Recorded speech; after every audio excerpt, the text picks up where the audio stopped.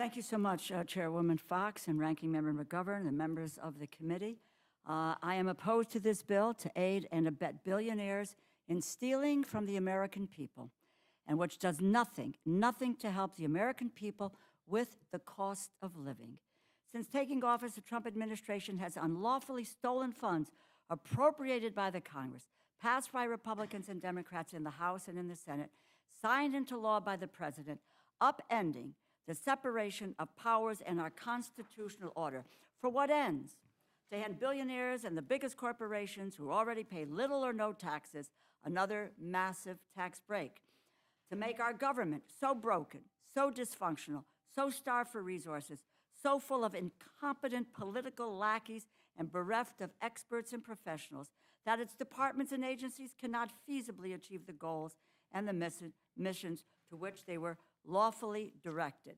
And ultimately to embrace privatization, to give the biggest companies unchecked power to rig the economy against the middle class, working and vulnerable families, and to ensure the American people have no faith in the ability of government to do good in their lives.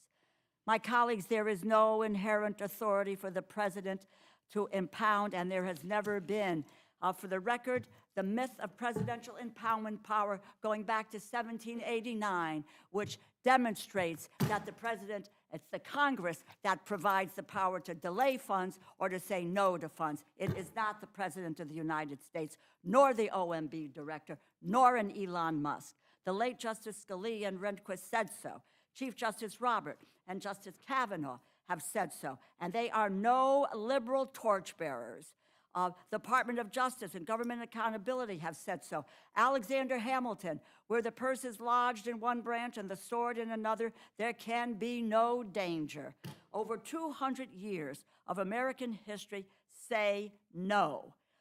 This rescissions package, dated May 28th, submitted June 3rd, 134 days after the president began unlawfully freezing across all the government, freezing funding, is an admission by President Trump and Russ Vought that they have been breaking the law by impounding $425 billion in appropriated funding across the government. But they do not care about the consequences for Americans or stealing the people's money. A quick note. Russ Vought believes, and others here believe, that the Impoundment Control Act is unconstitutional. But now they want to exploit it for their own gains. They're using they're using a mechanism that is outlined in the law to be able to present a rescissions package. And the original position is they have broken the law. Now what they want to do is to use the mechanism in the Impoundment Control Act to CYA. That's what they're doing, and they don't believe that the Impoundment Control Act is constitutional, but they're moving forward with this madness here. This is a bill to codify the right of billionaires to steal from rural and vulnerable American communities, children, and the global poor for the sake of handing even more money to billionaires.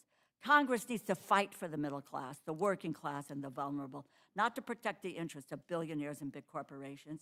This is a bill to shut down rural television and radio stations, cutting off coverage of local news, eliminating emergency information like severe weather alerts, jeopardizing access to PBS Kids children's programming like Sesame Street and Daniel Tiger's Neighborhood.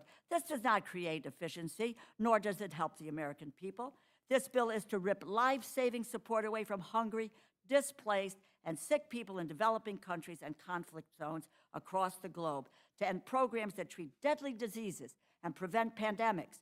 Ripping life-saving aid away from current allies does not further our national interests. This is a bill to abandon the people of Ukraine while they resist Putin's tyranny. This is a bill to cut $400 million from PEPFAR, a paragon of American leadership that has saved 26 million lives, mothers, fathers, sons, daughters. Instead of facing a death sentence, people supported by PEPFAR are raising families, building their communities, and helping their communities grow and develop. This is a bill that puts America last. When we retreat from the world diplomatically and through our assistance to vulnerable people, America will be alone, without allies, in a less stable world, without the support of the international community. And do you know who will come out ahead? China, Russia, Iran. When people in need see bags of food and flour coming through that say USA, that shows the power of the United States. That will be traded for food aid from China. We are here today considering cuts after months of unlawful impoundment that will conceal a Republican reconciliation bill to make the billionaires in America even more rich, increase the debt by $3 trillion, rip health insurance away from at least 16 million Americans.